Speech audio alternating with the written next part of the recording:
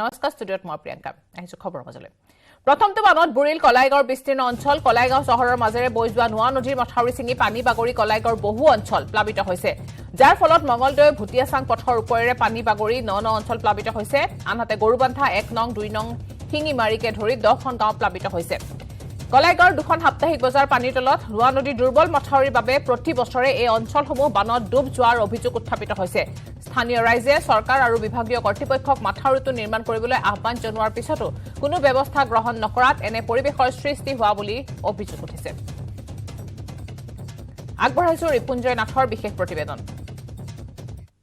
দুদিন ধৰি নেৰানেপৰা যি বৰষুণ হৈছিল আৰু সেই বৰষুণৰ ফলত ভূটান পাহাৰৰ পৰা নামি অহা যি নোৱা নৈৰ বাঢ়নি পানীয়ে 2 নম্বৰ চিঙৰামাৰী অঞ্চল সম্পূৰ্ণ প্লাবিত কৰি পেলাইছে যি এটা নোৱা নৈৰ মথাউৰি আছিলে সেই মথাউৰিটো সম্পূৰ্ণৰূপে ভাঙি গ'ল 2-3 জেগাত আৰু ভাঙি যোৱাৰ ফলত এই গাঁওসমূহ সম্পূৰ্ণৰূপে প্ৰায় 200 ঘৰতকৈ অধিক মানুহৰ ঘৰ ইতিমধ্যে পানীৰ তলত আছে আৰু মোৰ লগত কিছু স্থানীয় ৰাইজ আছে এটা কথা ক'ব লাগিব যে মথাউৰিটো বাৰিষা অহাৰ আগতে যি নিৰ্মাণ কৰিব লাগিছিল মেৰামতি নকৰাৰ বাবে আচলতে জলসম্পদ বিভাগে মেৰামতি নকৰিলে আৰু নকৰাৰ বাবে এই 2 নম্বৰ চিঙৰামাৰী অঞ্চলৰ যিসকল লোক আছে তেওঁলোকৰ ঘৰত সম্পূৰ্ণৰূপে এটা পানী উঠিছে আৰু পানী ক্ৰমান্বয়ে বাঢ়ি আছে মোৰ লগত কিছু স্থানীয় ৰাইজ আছে তেওঁলোকৰ পৰা মই জানিছো অলপ আহিব আপোনাৰ ঘৰত পানী কিমান উঠিছে এক কঁকাল পানী এতিয়া মোৰ ল'ৰা ছোৱালী গিটা মানে চাঙত বহাই ৰাখছো মাথাউৰিৰ কাৰণে মানে মাথাউৰিৰ ওপৰত যি পানী বৈ আহি আছে মানে মাথাউৰিটো ছিঙাৰ পিছত মানে কি হ'ব এইটো আমি মানে ভাবা পৰা নাই তাৰপিছত মানে আমাৰ কিন্তু জলসম্পদ বিভাগৰ মানে আমাৰ পিজত হাজৰিকা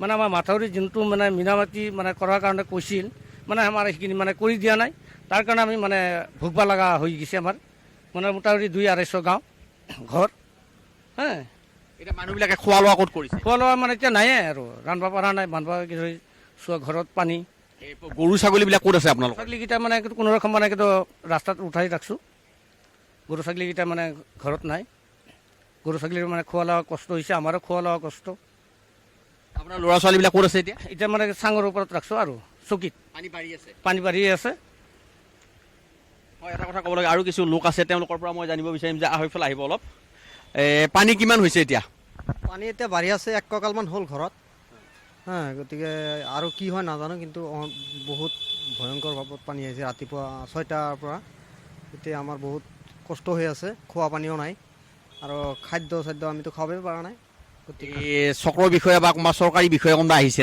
নাই কোনো ধৰণৰ মানুহ অহা নাই খা খবৰ কোনো লোৱা নাই আমি সেনেকৈ আছোঁ গৰু ছাগলী পানী কেতিয়াৰ পৰা বাঢ়িছে এই 6টামান বজাৰ ৰাতিপুৱা ৰাতিপুৱা 6টাৰ পৰা পানী আহিল তাৰপিছত তাৰমানে ঘপকৈ পানীটো আহিল একদম ভৰি গ'ল পানী লগে লগে এতিয়া পানী বাঢ়িহে আছে কেৱল খোৱা পানী ব্যৱস্থা ল'ৰা ছোৱালীবিলাক ক'ত আছে এতিয়া আপোনালোকৰ আমাৰ ল'ৰা ছোৱালীয়ে তাৰমানে চাঙত যোনটো চকী আছে চকীৰ ওপৰত থৈ দিছোঁ বস্তু বাহিনীগিলা সেনেকৈ উঠাই ল'ৰা ছোৱালী থৈ দিছোঁ ওপৰত চকীৰ ওপৰত উঠাই ৰাখছোঁ সেনেকৈ আছে আৰু বানত ডুবিল গহপুৰ নগৰ নেৰানেপেৰা বৰষুণৰ ফলত কৃত্ৰিম বানৰ সৃষ্টি হৈছে শংকিত হৈ পৰিছে ব্যৱসায়ীসকল গহপুৰ নগৰৰ পথ চিকিৎসালয় পথ সকলো জলমগ্ন 4 লেনযুক্ত পথ নিৰ্মাণকাৰী সংস্থাৰ অদূৰদৰ্শিতাৰ বাবে কৃত্ৰিম বানৰ কবলত পৰিছে গহপুৰ আগবঢ়াইছো পলাশ ফুকনৰ বিশেষ প্ৰতিবেদন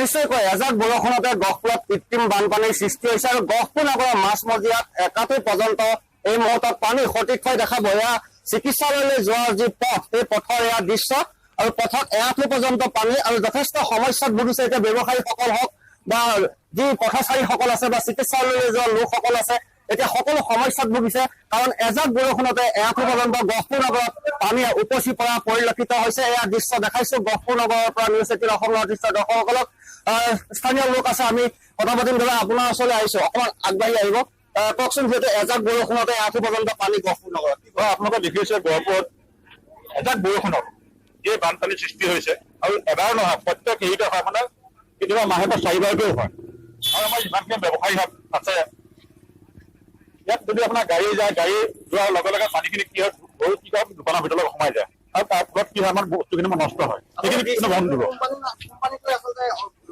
অশৃংখলভাৱে কাম কৰিছে আৰু আপোনাৰ ড্ৰেইন দেখিছে যিখন ড্ৰেইনেদি পানী সোমাই যাব লাগে এখন ড্ৰেইনেদি পানী ওলাইছেহে যাবলৈ ৰাস্তা নাই আৰু এখন কালভাৰ্ট আছে কালভাৰ্টটোত আগত আছিলে বহল আছে এতিয়া আৰু ঠেক হৈ গ'ল মাহতে জেচিবিটি খান্দিছিলে তথাপিতো পানী যাবলৈ বাট নাইকিয়া হৈছে একো বাট নাই কোনো ভালে বাট নাই যথেষ্ট সমস্যাত পৰিছে সঠিকভাৱে দেখাবলৈ অনুৰোধ কৰিছে এনেদৰে আচলতে যান বাহন চলাচল কৰিবলগীয়া হৈছে। এয়া 108 এনেদৰে এতিয়া পানী ফালি যাতায়াত অব্যাহত ৰাখিবলগীয়া হৈছে। এয়া গহপুৰ নগৰৰ মাছমজিয়াৰ দৃশ্য কোনো কল্পনা কৰা নাছিল। অৰ্থাৎ এজাক বৰষুণ আহিলে আৰু এফালৰ পৰা এনেদৰে কৃত্ৰিম বানে বুৰাই পেলাইছে। আৰু গহপুৰত বানপানী নতুন কথা নহয়, প্ৰতি বছৰে আচলতে বানপানীয়ে শ্ৰী চক্ৰং হওক বা অন্যান্য নদীসমূহ আছে, প্ৰতি বছৰে ৰাইজক হাৰাশাস্তি ভোগায়। আৰু এইবেলি আজিৰ দিনটোত কৃত্ৰিম বানৰ সৃষ্টি হ'ল।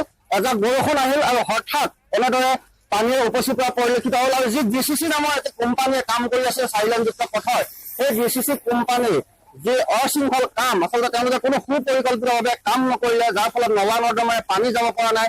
এনেদৰে আচলতে যাৰ ফলত পানী বন্ধ হৈ পৰিছে। আৰু এতিয়া পথত গহপুৰ নগৰৰ মাছমজিয়াত একাৰ্থ পৰ্যন্ত নেৰানেপেৰা বৰষুণৰ পাছতে গুৱাহাটী মহানগৰীতো কৃত্ৰিম বানৰ সৃষ্টি হৈছে। কৃত্ৰিম বানৰ কবলত পৰিছে বহুকেইটা অঞ্চল। মহানগৰীৰ ৰুক্মিণী গাঁৱত আজিও বন্ধ হৈ আছে পথ। পথত একান্ত পৰ্যন্ত পানী হোৱাত ব্যাহত হৈ পৰিছে স্বাভাৱিক জীৱন যাত্ৰা। বানমুক্ত গুৱাহাটীৰ প্ৰতিশ্ৰুতি অসাৰ প্ৰতিপন্ন। মাত্ৰ 2টা দিন বৰষুণ পৰিল কি নপৰিল, আৰম্ভ হ'ল মহানগৰবাসীৰ নৰক যন্ত্ৰণা।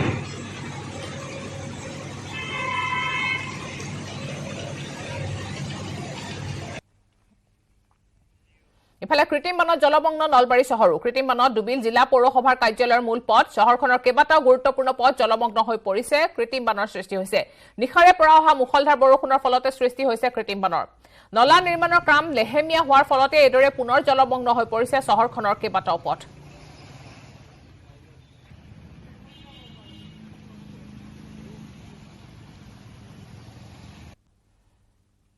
কাইলৈ দিল্লীলৈ যাব ডিজিপি জিপি সিং। মুখ্যমন্ত্ৰী ডক্টৰ শৰ্মাৰ নিৰ্দেশৰ পিছতে দিল্লীলৈ যাব জিপি সিং। নতুন দিল্লীত CBI শীৰ্ষ বিষয়াৰ সৈতে মিলিত হ'ব। SI জোনমণি ৰাভাৰ মৃত্যুৰ তদন্ত সন্দৰ্ভত কৰিব আলোচনা। আলোচনাৰ পাছতে জোনমণি ৰাভাৰ তদন্তৰ দায়িত্ব CBI লোৱাৰ সম্ভাৱনা।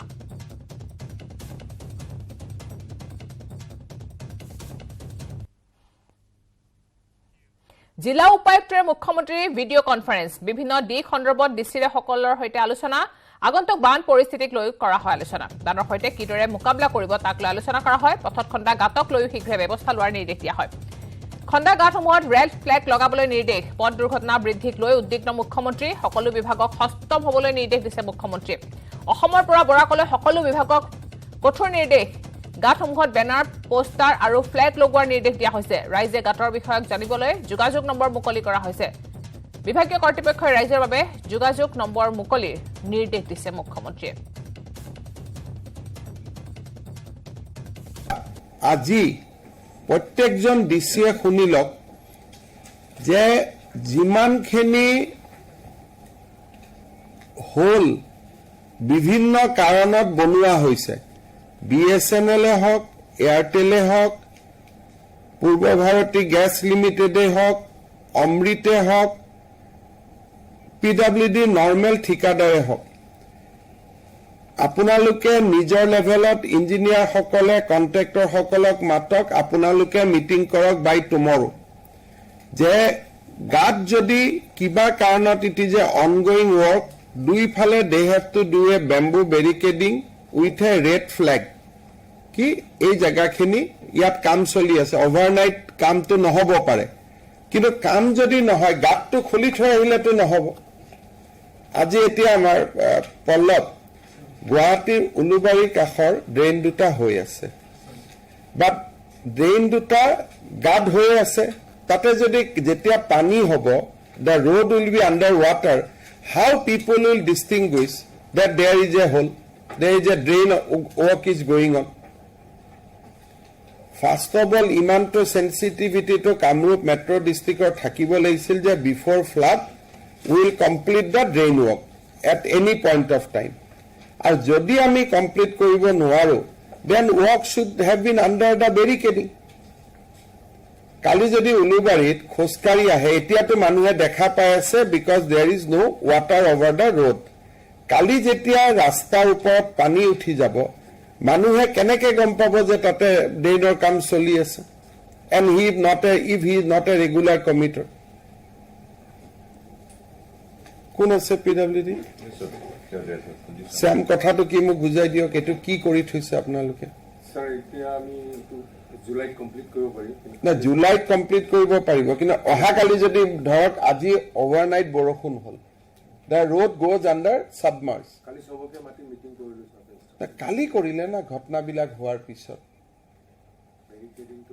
নহয় গভৰ্ণমেণ্ট এখনে ৰিয়েক্ট কৰিবৰ কাৰণে do we have to wait for a incident to happen যে ঘটনা এটা হোৱাৰ পিছতহে আমি গৈ হুলস্থুল লগাই দিম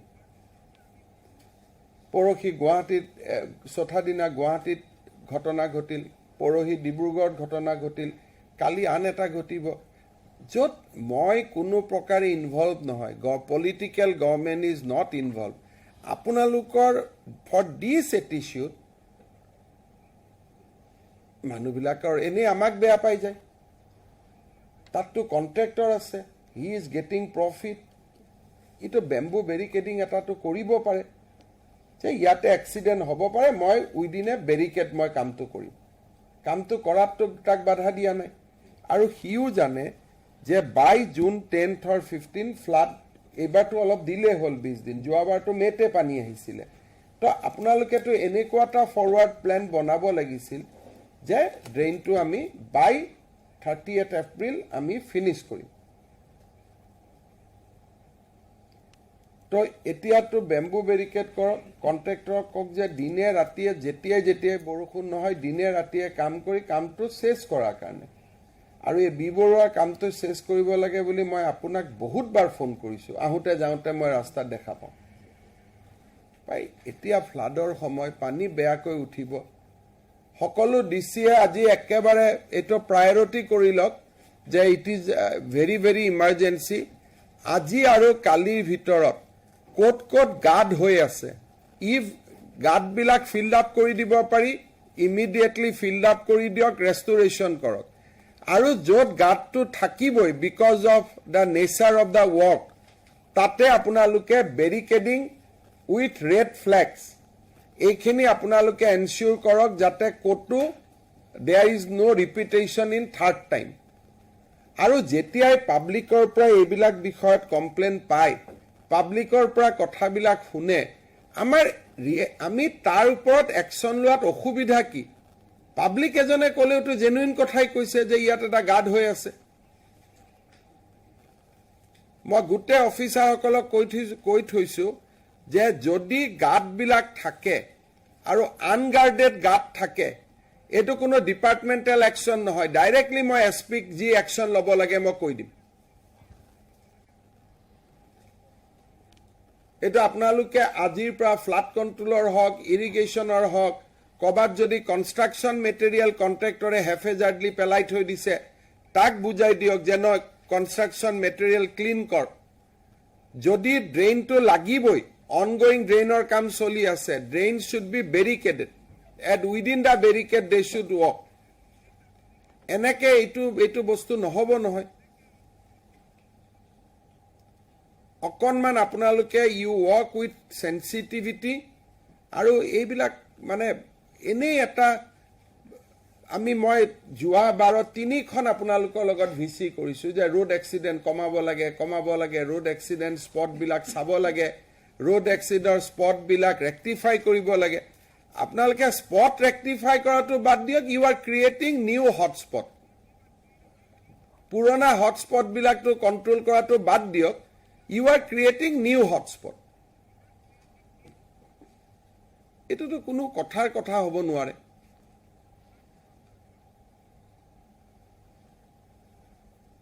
একদম আপোনালোকে আজিৰ পৰা গোটেইকেইটা ডিপাৰ্টমেণ্টৰ অফিচিয়েল আছে ক'তো যাতে মই নেগলিজেঞ্চ দেখা নাপাওঁ right from lower Assam to upper Assam Barak valley to Guwahati central Assam Can we issue a direction under DMA Act? You can issue a direction under DMA Act also, making the officer completely responsible. আজিৰ পৰা আপোনালোকে দিনে ৰাতিয়ে লাগক আমি একেবাৰে প্ৰায়ৰিটিত যাতে এই কামটো হাতত লওঁ আৰু মানুহকো লাগিলে ডিষ্ট্ৰিক্টৰ ফেচবুকত দি দিয়ক যে ক'ৰবাত যদি এনেকুৱা আপোনালোকে দেখিছে আমাক এইটো নম্বৰত বা এইটো ফোনত জনাই দিয়ক so that you can rectify that আৰু সকলো কন্ট্ৰেক্টৰৰ এষ্টিমেটতে ইমান টকা থাকে যে বেম্বু বেৰিকেড আৰু ফ্লেগ এখন লগোৱা এইটো আপোনালোকে আজিৰ পৰা ফ্লাড কণ্ট্ৰলৰ হওক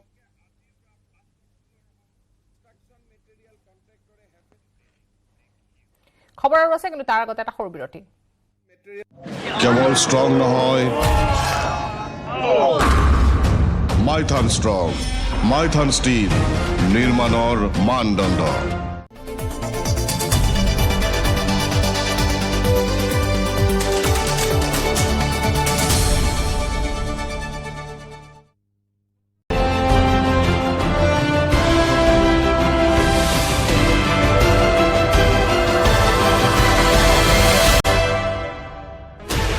Sixteen channels, 15 languages, 26 states, 1,200 plus reporters, 67 plus crore viewers.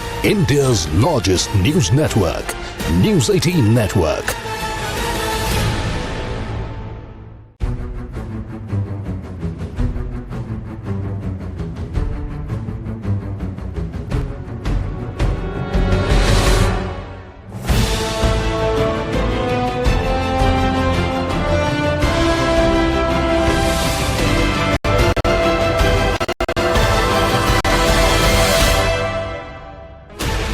Sixteen channels, 15 languages, 26 states, 1,200 plus reporters, 67 plus crore viewers. India's largest news network, News 18 Network.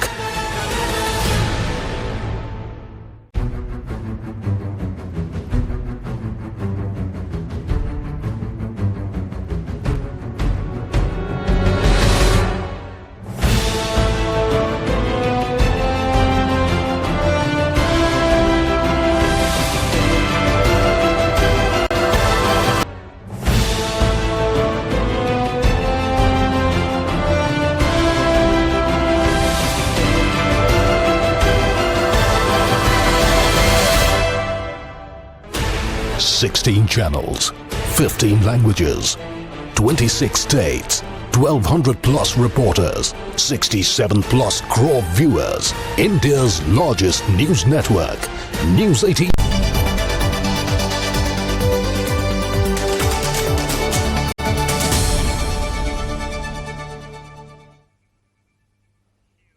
বাতৰি মাছলৈ 2024 লোকসভা নিৰ্বাচনলৈ মাজত মাথো কেইটামান মাহ নিৰ্বাচনী তৎপৰতা আৰম্ভ কৰিছে ইতিমধ্যে কংগ্ৰেছে।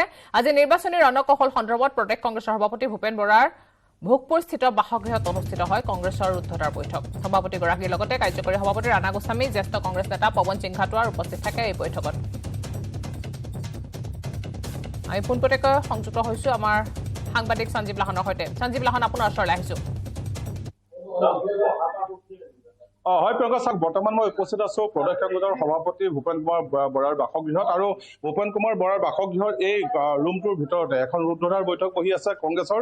আৰু এই সভাখনত 12জনকৈ APCCৰ অসম প্ৰদেশ কংগ্ৰেছ সমিতিৰ 12জনকৈ জ্যেষ্ঠ আৰু কনিষ্ঠ নেতা উপস্থিত আছে। তাৰ উপৰিও 9খন জিলা সমিতিৰ যি সভাপতিসকল উপস্থিত আছে। আৰু আজিও সভাখনত বিশেষত কিছু সময় পূৰ্বে আমি কথা পাতিবলৈ যত্ন কৰিছিলো ভূপেন কুমাৰ বৰাৰ লগত আৰু জ্যেষ্ঠ নেতা কংগ্ৰেছৰ জ্যেষ্ঠ নেতা তথা অসম চাহ মজদুৰ সংঘৰ সভাপতি পৱন সিং ঘাটোৱাৰ লগত। তেখেতসকলে কৈছে যে অহা সমাগত যি নিৰ্বাচন, লোকসভা নিৰ্বাচন, তাত কেনেদৰে চাহ জনগোষ্ঠীয় যিসকল ভোটাৰ্ছ আছে তেওঁলোকৰ কাষলৈ যাবৰ কাৰণে বিজেপিয়ে যি ঠগন দিলে বা বিজেপিয়ে ঠগন দিলে বুলি কৈ আছে সেই চাহ মজদুৰ যিসকল ভোটাৰ আছে তেওঁলোকক, তাৰ বিপৰীতে কংগ্ৰেছে নতুন প্ৰতিশ্ৰুতি লৈ কি যাব তেওঁলোকৰ মাজত বা কেনেকুৱা ধৰণৰ নতুন ৰণকৌশল ৰচনা কৰিছে সেই বিষয়ে আলোচনা কৰি আছে আজিৰ সভাখনত। খুব কম দিনৰ ভিতৰতে, এমাহৰ ভিতৰতে আৰু এটা নতুন কাৰ্যসূচী ৰাজ্যজুৰি কৰিব, সেই কথাও ৰাণা গোস্বামী আমাৰ লগত উল্লেখ কৰিলে। মোৰ লগত বৰ্তমান উপস্থিত আছে কংগ্ৰেছৰ জ্যেষ্ঠ নেতা পৱন সিং ঘাটোৱাৰ। মই আপোনাৰ ওচৰলৈ আহিছো যে এখন সভা চলি আছে আপোনালোকৰ ভিতৰত, কেনেকুৱা ধৰণৰ কথাবিলাকে এই সভাখনত গুৰুত্ব পাইছে? আচলতে আমাৰ অসমৰ চাহ বাগিচা আৰু চাহ জনগোষ্ঠীৰ অধ্যুষিত গাঁও অঞ্চলৰ ভোটাৰ ৰাইজে 52 চনৰ পৰাই কংগ্ৰেছক একেৰাহে সমৰ্থন দি আহিছিলে। মাজতে আমাৰ কংগ্ৰেছৰ ভেটি চাহ বাগিচা অঞ্চলত দুৰ্বল হৈছিলে। তথাপিও যোৱা নিৰ্বাচনবোৰত কংগ্ৰেছৰ লোকে তুলনামূলকভাৱে চহৰ অঞ্চলতকৈ তুলনামূলকভাৱে বাগিচা অঞ্চলত তেওঁলোকে ৰাইজৰ সমৰ্থন পাইছে।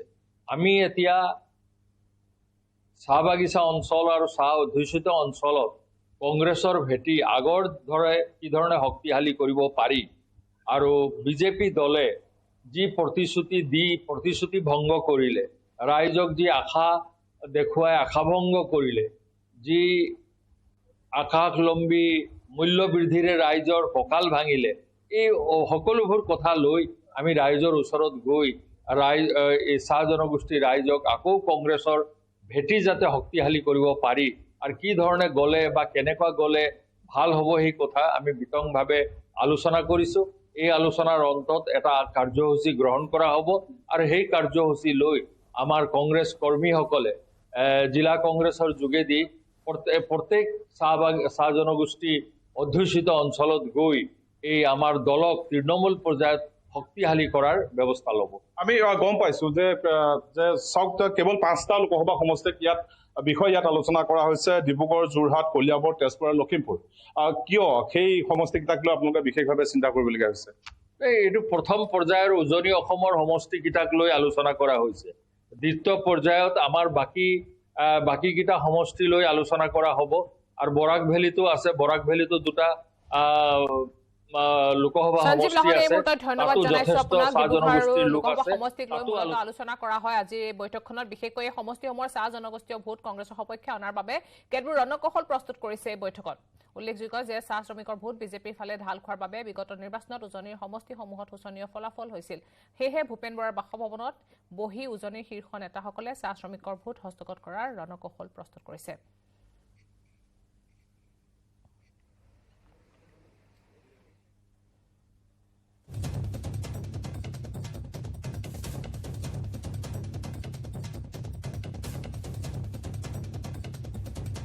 বৈঠকত উপস্থিত থাকে কেইবাগৰাকীও জ্যেষ্ঠ নেতাৰ সৈতে উজনি কেইবাখনো জিলাৰ এবাৰ বৈঠকত আলোচনা কৰা হয়, ৰণকৌশল প্ৰস্তুত কৰা হয়। লোকসভা নিৰ্বাচনক লৈ তৎপৰ হৈ পৰিছে প্ৰদেশ কংগ্ৰেছ আৰু তাৰ বাবে আয়োজন কৰিছে এই বিশেষ বৈঠকৰ।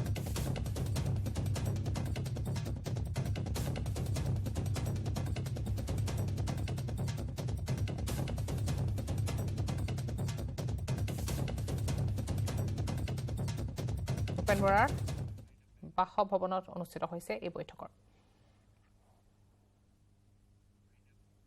আৰু ইয়াৰ লগে লগে সময় হৈছে এতিয়া বাতৰিৰ পৰা বিদায় লোৱাৰ। নমস্কাৰ। কেৱল ষ্ট্ৰং নহয়, মাইথান ষ্ট্ৰং, মাইথান ষ্টীল, নিৰ্মাণৰ মানদণ্ড।